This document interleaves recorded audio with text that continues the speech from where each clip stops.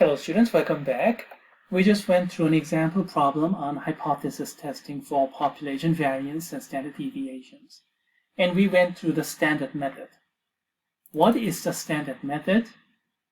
Let's go to the example problem and then let's re-establish the standard method. The standard method goes like this. Here's the setup. Alternative hypothesis is sigma is actually bigger than sigma 0. And then use this,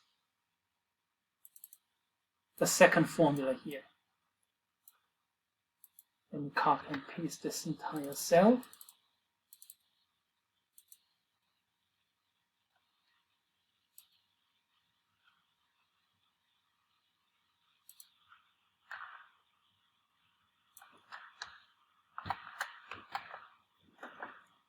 And then we use the second formula. Why? For sigma squared, we're going to use null, 1.0. So this is constant.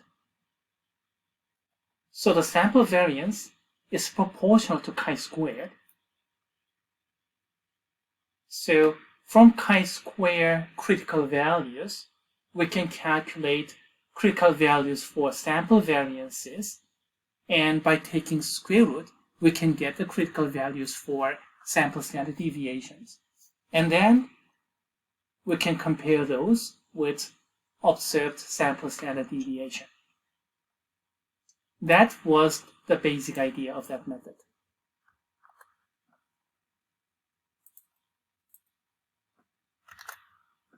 Initial picture like this.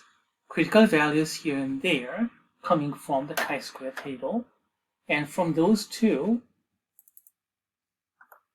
you can calculate the sample variance, SL, SR, actually sample standard deviation, SL, SR, for critical chi-square values. So we get left-hand side and right-hand side critical values. And then, even though we found both, it's quite clear which one we'll have to use when my sample standard deviation is 1.916 something.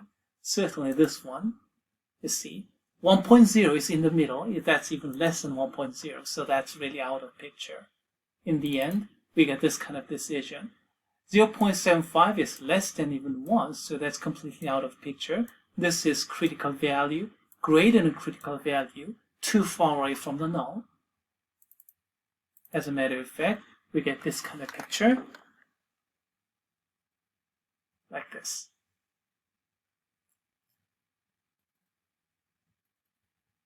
Okay, that was one way to handle this problem, but there's another way to handle this problem, which is confidence interval method or confidence bound method. Some people prefer this, and actually, I used to prefer the second method when I was a student, as a matter of fact. Now I have to teach both, so I kind of reverted back to the first method because most of the textbooks are written this way. But me personally, I used to like this one when I was a student. Why? Because I can recycle the previous computation I did for confidence intervals and confidence bound. Here's the idea. Setup is the same. And then actually the same picture because it's chi-square distribution. But now things are a little bit different. We're not going to emphasize this one. We're going to look at this one instead.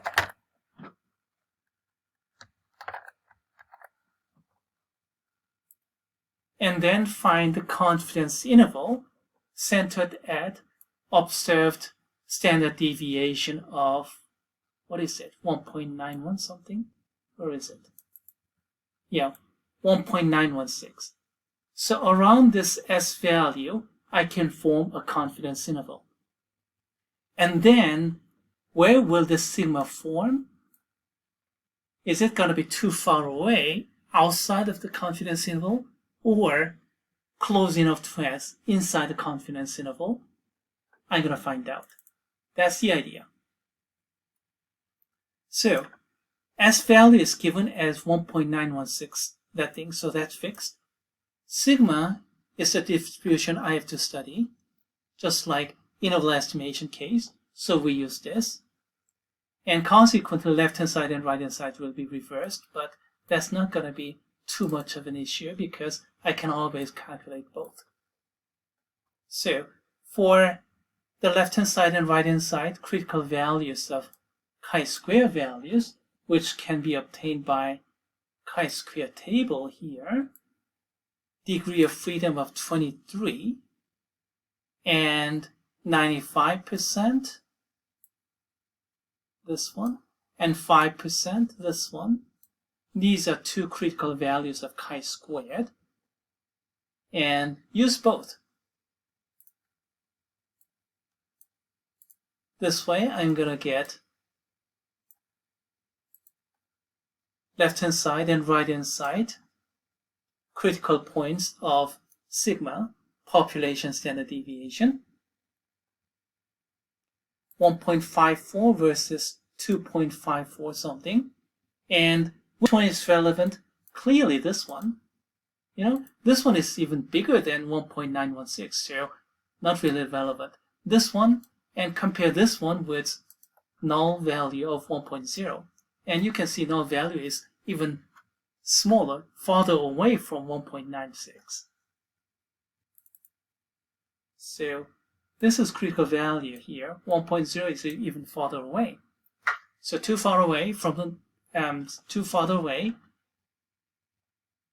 So reject the null hypothesis and accept alternative hypothesis. So this quantity, by the way, is 95% lower confidence bound of this population standard deviation. So if this problem had multiple parts, and the first part had been confidence interval problem or confidence bound problem, then you can recycle that computation.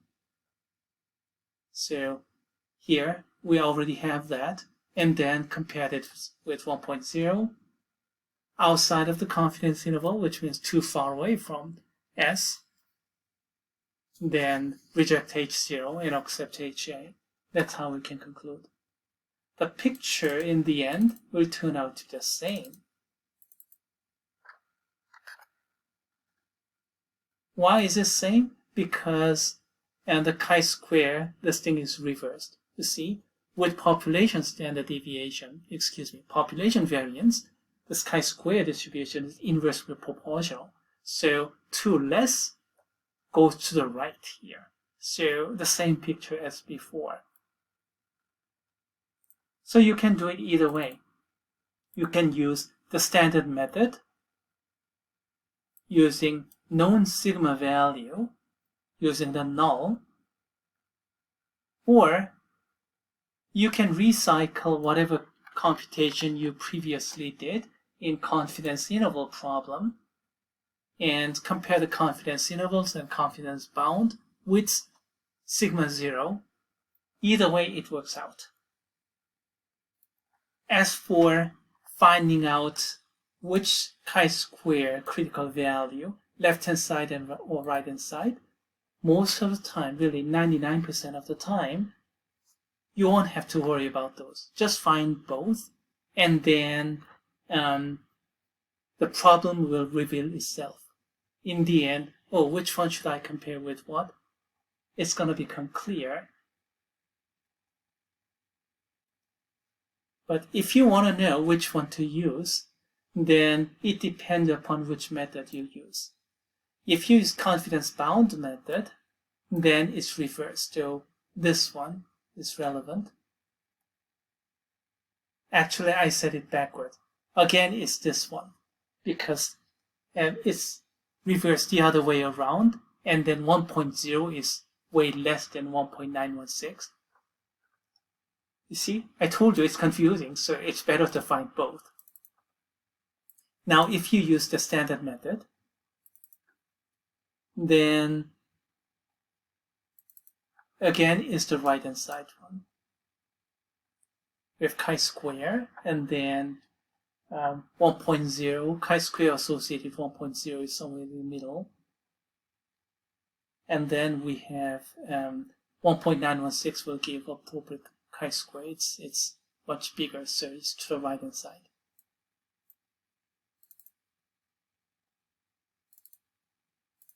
Okay, we went through the hypothesis testing for population variance and standard deviation for two different methods. And which method do you prefer? Make decision and just stick to it. Me personally, I used to use this one as a student, but most of the textbooks are written in this fashion. And after becoming teacher, I used to teach both methods. I have to say the majority of the students were using solution 1, the standard method, as in the textbook. I guess I was in minority. Okay, so much for section 2, and we'll meet again in section 3 in a separate video. Thank you.